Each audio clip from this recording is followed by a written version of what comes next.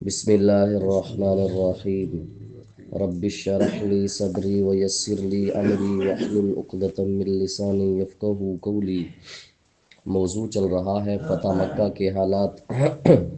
راوی ہیں حضرت سعید بن مسیب رضی اللہ تعالی عنہ، کہتے ہیں لما کان لیلۃ دخل الناس مکہ لیلۃ الفتح لم یزالوا فی تکبیر۔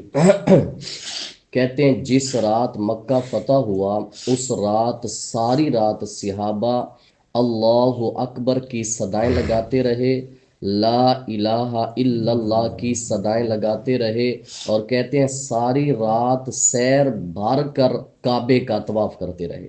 چونکہ اب آزاد ہو چکا تھا مکہ، ساری رات سوئے نہیں ہیں، ساری رات طواف کرتے رہے۔ کہتے ہیں حتیٰ اصبحوا، حتیٰ کہ صبح ہو گئی، طواف بھی جاری ہے، تکبیر بھی جاری ہے، لا الہ الا اللہ کا ورد بھی جاری ہے۔ ابو سفیان نے اپنی بیوی کو کہا اتارا ینہ ھذا من اللہ، اے میری بیوی کیا یہ جو ہو رہا ہے یہ سب اللہ کی طرف سے دیکھ رہی ہو؟ اب یہ بات ابو سفیان نے جب بیوی کو کہی اس وقت اور کوئی نہیں تھا۔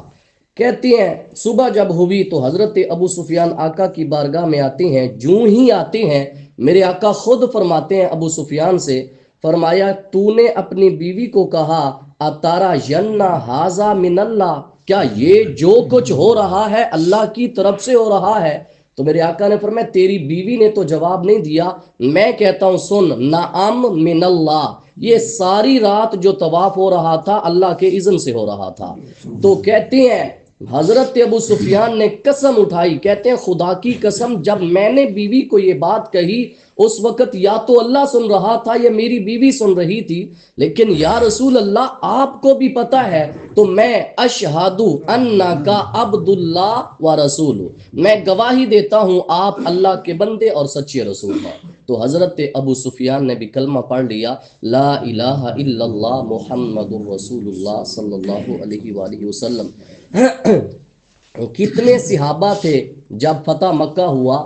کہتے ہیں من المدینہ بثمانیۃ آلاف او عشرۃ آلاف، 8,000 کا لشکر تھا یا 10,000 کا لشکر تھا جب میرے مصطفیٰ فتح مکہ کے لیے چلے تھے۔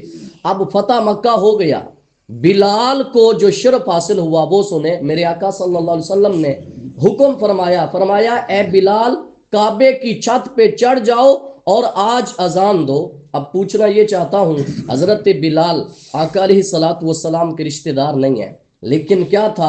اطاعت رسول میں محب تھے، مگن تھے۔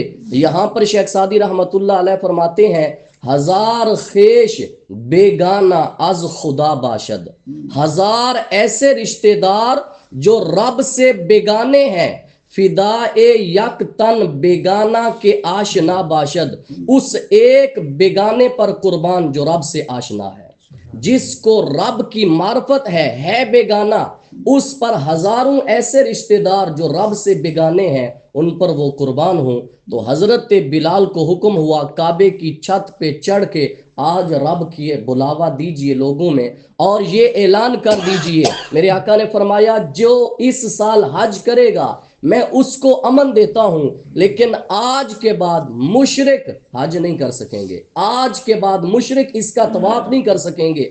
اور میرے آقا صلی اللہ علیہ وسلم نے فرمایا وَلَا يَطُوفُ بِالْبَيْتِ عُرْيَانٌ، آج کے بعد کوئی ننگا بیت اللہ کا طواف نہیں کرے گا۔ تو یہ کچھ اعلانات تھے، میرے آقا نے فرمایا جاؤ اعلان کر دو، عام اعلان کر دو، مشرک بیت اللہ میں داخل نہیں ہو سکے گا۔ دعا ہے اللہ تعالی ہم سب کو عمل کی توفیق عطا فرمائے۔